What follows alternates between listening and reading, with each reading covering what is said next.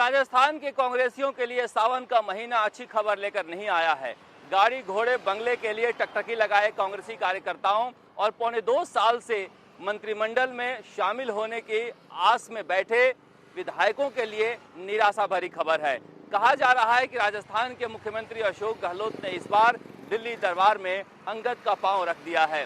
राजस्थान तक को मिली जानकारी के अनुसार गहलोत गुट चाहता है कि शिवविलास और जेडब्ल्यू मैरियट में राज्यसभा चुनाव से पहले जो 9 दिन की नौटंकी हुई है वो जाया नहीं जाए।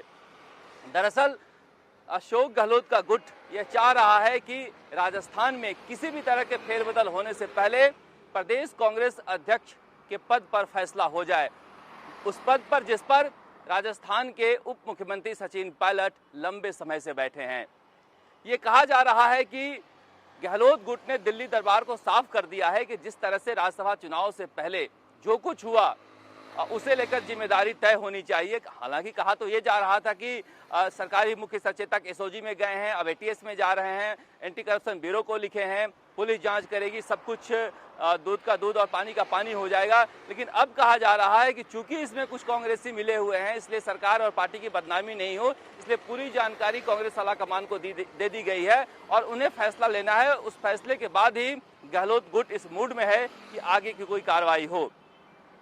दरअसल गहलोत गुट ये चाहता है कि एक बार जो प्रदेश अध्यक्ष के पद से सचिन पायलट की विदाई हो जाती है, तब अपने मन से अपने कार्यकर्ताओं को अपने पार्टी के में जो खुद के नज़दीक कांग्रेस के नेता हैं, संगठन में भी शामिल हैं, उन्हें बोर्ड निगम के अध्यक्ष और चेयरमैन के पद पर बैठाया जाए। जो लोग बहुजन समाज पार्टी से शामिल हुए हैं, कांग्रेस में निर्दलीय विधायक हैं, उन्हें अपनी मर्जी से मंत्रिमंडल में शामिल किया जाए। क्योंकि जब तक प्रदेश अध्यक्ष के पद पर सचिन पायलट बने हुए हैं, अशोक गहलोत के लिए एक तरफा फैसला करना आसान नहीं है। लेकिन बड़ा सवाल है कि क्या सचिन पायलट राजस्थान में इतने कमजोर हुए हैं कि आला कमान उनको नजरअंदाज कर कोई भी फैसला गहलोत गुट के पक्ष में ले सकता है?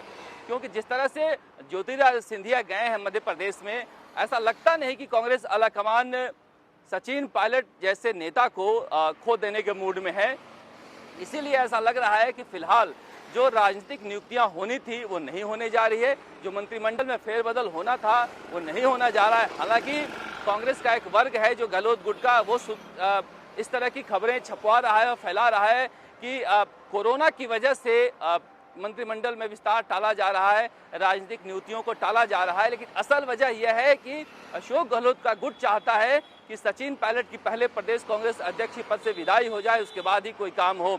इसके पीछे यह भी तर्क है कि शहरी निकाय के चुनाव होने हैं और शहरी निकाय के चुनाव में जब प्रदेश अध्यक्ष के पद पर सचिन पायलट बैठे हैं तो सिंबल वही बांटेंगे, और अगर उनकी विदाई हो जाती है तो गहलोत गुट अपनी तरह से पार्टी भी चलाएगा और अपनी तरह से सरकार भी चलाएगा। दरअसल गहलोत गुट के तरफ से ये कहा जा रहा है कि कांग्रेस का जो संगठन है वो बहुत ज़्यादा सक्रिय नहीं है, जिससे सरकार के कामकाज को जनता तक नहीं पहुंचाया जा रहा है। दूसरी तरफ सचिन पायलट का गुट कह रहा है कि हम तो कोरोना काल में भी सड़क पर उतर रहे हैं और अगर इस काल में अगर हम दौरा करते हैं राजस्थान का तो गलत संदेश जाएगा, लोग हजारों की संख्या में आएंगे और वो जो नियम कानून बने हैं सोशल डिस्टेंसिंग की, उसकी धज्जियां उड़ेगी।